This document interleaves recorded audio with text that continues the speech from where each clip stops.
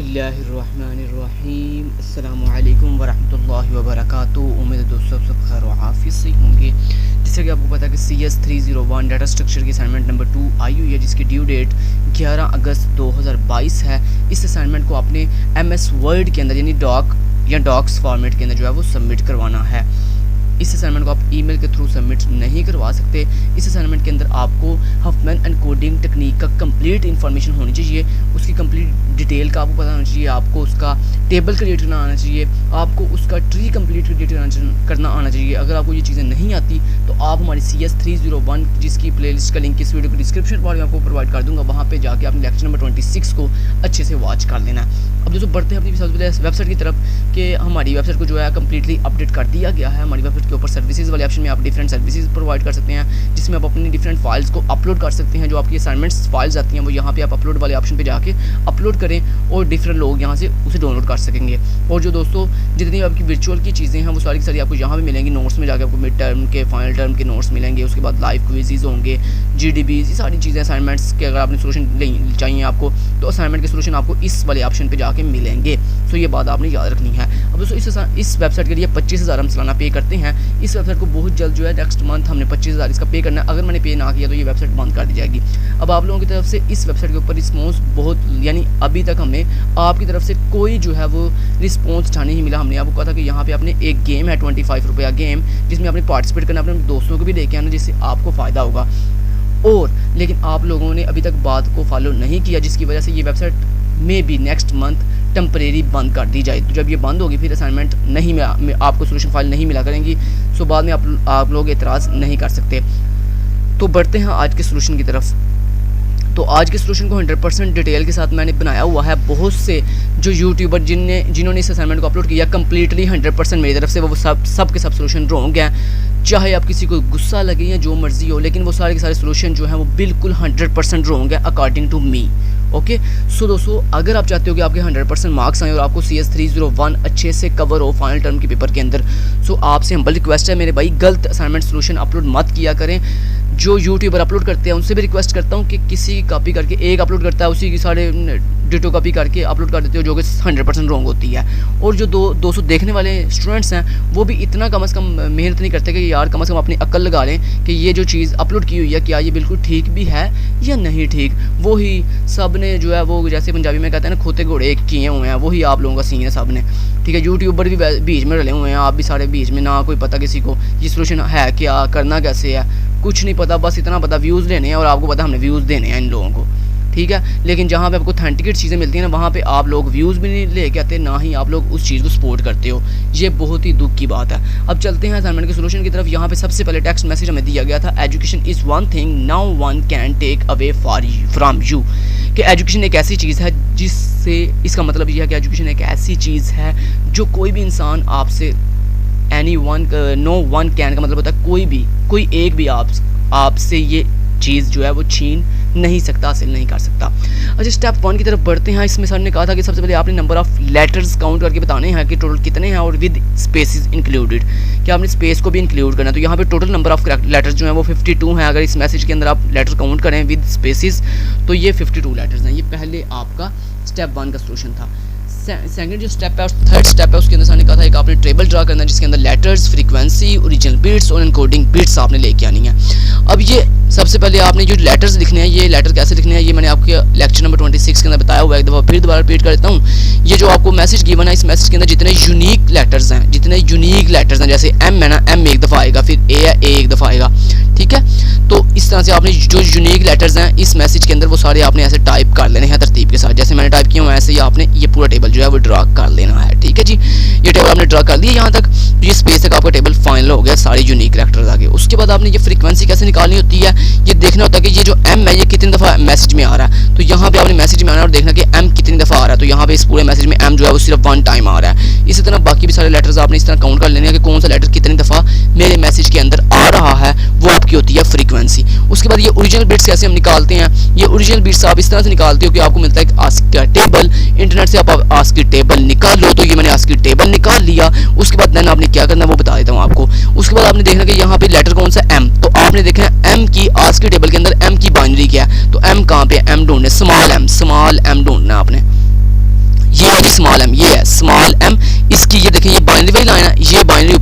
Binary और ये इसका आस्की है। तो आस्की वाली लाइन में आपने देखना है एम कहाँ पे है, ये एम मिल गया। इस एम के बिल्कुल सामने ये देखें ये बाइनरी लिखी हुई है 01101। तो ये बाइनरी उठा के आपने यहाँ पे ओरिजिनल बिट्स की जगह पे पुट कर देनी। तो मैंने भी यहाँ पे पुट कर दी। इसी तरह बाकी सारे लेटर्स की भी आपने इसी तरह ओरिजिनल बिट्स फाइंड कर लेनी है बाइनरी आस्की टेबल से, लिख ली। अच्छा जी, उसके बाद ये जो एनकोडिंग बिट्स है ये हम कैसे फाइंड करते हैं ये आपको मैंने समझाया हुआ लेक्चर नंबर 26 के अंदर। अगर आपको नहीं आता तो बता देता हूँ एक स्टेप करके। स्टेप 4 एंड 5 के अंदर आपने एक पूरा का पूरा ट्री बनाना था, जो कि ट्री 100% सब यूट्यूबर ने गलत बनाया हुआ है। इसका बड़ा आसान तरीका था, ये मैंने खुद ट्री बनाया है। लेकिन अगर आपको नहीं बनाना आता मेरे भाई ट्री, तो गलत तो मत बनाओ। अगर आपको नहीं बनाना तो बड़ा ही आसान सोल्यूशन है, गूगल पे जाओ, वहाँ जाके टाइप करो, क्या बोला, गूगल पे जाके टाइप करो जनाब जी हफमैन एनकोडिंग ट्री जनरेटर। आपके पास डिफरेंट वेबसाइट आएंगे, उस वेबसाइट के किसी भी एक वेबसाइट पे जाएं, वहाँ पे जाके अपना ये जो मैसेज सर ने गिवन किया हुआ है ये मैसेज वहाँ पे टाइप करके जनरेट के बटन के ऊपर क्लिक करेंगे तो आपके पास ट्री बन के आ जाएगा खुद ब खुद। तो ये ट्री मैंने खुद बनाया था, ओके। और ये ट्री कैसे बनाया ये मैं आपको बता देता हूँ। ये बड़ा इजी होता है बनाना, ये कोई मुश्किल बात नहीं है, कोई रॉकेट साइंस नहीं है इसके अंदर। करते ये हैं कि जो आपको लेटर्स गिवन है, इन तमाम लेटर्स में सबसे पहले 2 लेटर उठाते हैं जिनकी फ्रीक्वेंसी सबसे लो होती है। तो यहाँ पे सबसे लो फ्रीक्वेंसी यहाँ पे M R F W in सब की सेम है। तो इन सब में से किसी भी 2 को उठा लो। तो मैंने एम और आर को उठा लिया। तो एम की फ्रीक्वेंसी 1 है, आर की फ्रीक्वेंसी 1 है। तो करते ये हैं कि ट्री बनाते हुए जिनकी फ्रीक्वेंसी, जिन 2 लेटर की फ्रीक्वेंसी 2 करने उठाने 2 ही होते हैं एक बारी के अंदर, यानी एक आपने आइटरेशन के अंदर 2 ही सिर्फ लेटर उठाने होते हैं। और कौन से उठाने होते हैं, जिनकी फ्रीक्वेंसी सबसे लो होती है। तो मैंने 2 उठा लिए एम और आर। तो ये मैंने लिख दिए एम और आर। ये देखे कैसे लिखते हैं, इसको लिखते कुछ इस तरह से, मैं आपको थोड़ा जूम करके दिखा देता हूँ। इसको लिखते कुछ इस तरह से हैं मेरे भाई। सबसे लास्ट से स्टार्ट करते हैं, एम कॉमा उसकी फ्रीक्वेंसी क्या थी 1। उसके बाद एक और सर्कल बनाया, उसमें आपने लिखा आर आपका लेटर, आगे लगाया कॉमा, फिर आगे बताया उसकी फ्रीक्वेंसी। तो इन दोनों की फ्रीक्वेंसी 1 + 1 कितनी होगी 2।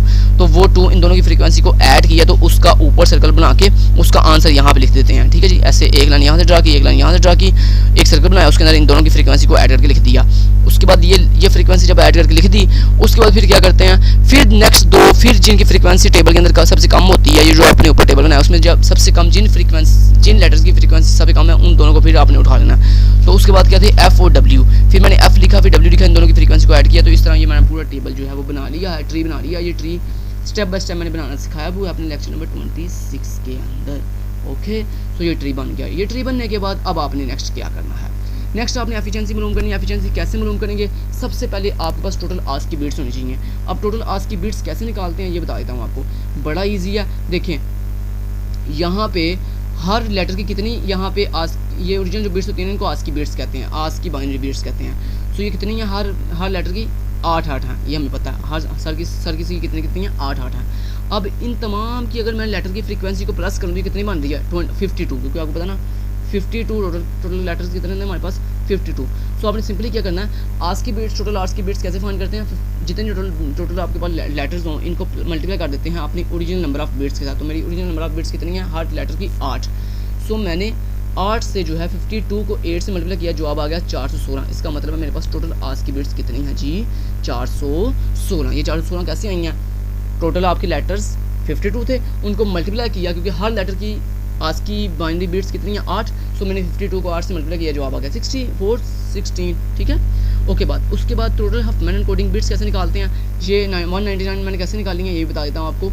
ये दोस्तों बड़ा ईजी है, कैसे निकालते हैं ये देखें। सबसे पहले आपने क्या करना होता है, सबसे पहले आपने देखना यहाँ पे ये पहला जो लेटर है इसकी एनकोडिंग बिट्स कितनी है। तो इसकी एनकोडिंग बिट्स हैं 1 2 3 4 5 6 हैं। तो 6 को मल्टीप्लाई कर देते हैं इसकी फ्रीक्वेंसी के साथ। तो 6 × 1 = आ गया 6। तो यहाँ पे आपने वो आंसर लिख देना, जो भी आपका मल्टीप्लाई करने के बाद इसके नंबर ऑफ एनकोडिंग बिट्स को जब आप फ्रीक्वेंसी से मल्टीप्लाई करोगे तो जो आंसर आएगा वो यहाँ पे आप लिख लोगे, यानी ज़हन नशीन कर लो, यानी आप काफ़ी पेंसिल पे लिख लो यार, ठीक है। वो लिख लिया, उसके बाद आपने इसी तरह आर की भी मालूम की। तो आर की नंबर ऑफ एनकोडिंग बिट्स को मल्टीप्लाई करोगे उसकी फ्रीक्वेंसी के साथ, जो भी आंसर आएगा वो उससे आप लिख लोगे।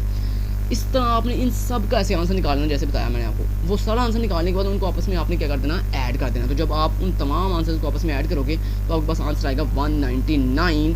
ये आपके पास आंसर आएगा, जो कि यूट्यूब ने क्या निकाला हुआ है, उन्होंने निकाला हुआ है जी 93 मेरे ख्याल से गालबन ये निकाला हुआ है, जो कि 100% रॉन्ग है, ठीक है। यहाँ पे आंसर आना था 199 199। ये है टोटल हफमैन एनकोडिंग बिट्स।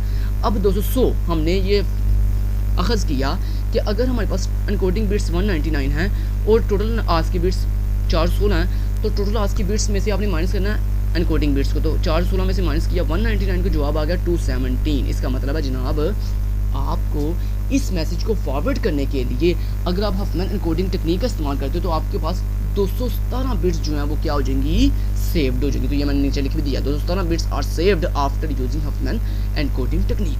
उसके बाद अब आप निकालिए एफिशिएंसी। एफिशिएंसी कैसे निकालते हैं, जितनी आपकी बिट्स सेव हो रही हैं उन बिट्स को टोटल आज की बिट्स के साथ के पे डिवाइड कर देते हैं। तो 217 को डिवाइड किया 416 पर, मल्टीप्लाई कर दिया 100 के साथ, जवाब आ गया 52.16। तो ये आपकी आ गई परसेंटेज एफिशिएंसी की। तो यहाँ पे आपने लिख दिया efficiency of Huffman encoding equal to 52.16%। ये एग्जैक्ट आंसर था जो कि उन्होंने माशाल्लाह निकाला हुआ 77 पॉइंट पता नहीं समथिंग निकाला हुआ, जो कि 100% रॉन्ग है। ओके, सो ये आपकी इतनी जो है वो एफिशिएंसी निकल के आ रही है। उसके बाद स्टेप 7 में सर ने कहा था कि अगर एक मैसेज के ऊपर आपको जो है वो 217 बिट्स सेव हो रही हैं आपकी, तो बताओ 10,000 मैसेजेस पर 10,000 यही सेम 10,000 मैसेजेस फॉरवर्ड करने के लिए कितनी बिट्स सेव होंगी। तो बड़ा इजी है, एक मैसेज के लिए 217 बिट्स सेव हो रही हैं, उसको आपने मल्टीप्लाई कर दिया 10,000 के साथ, तो जवाब आ गया 21,70,000, यानी 21,70,000 बिट्स जो हैं वो आपकी। यानी अगर आप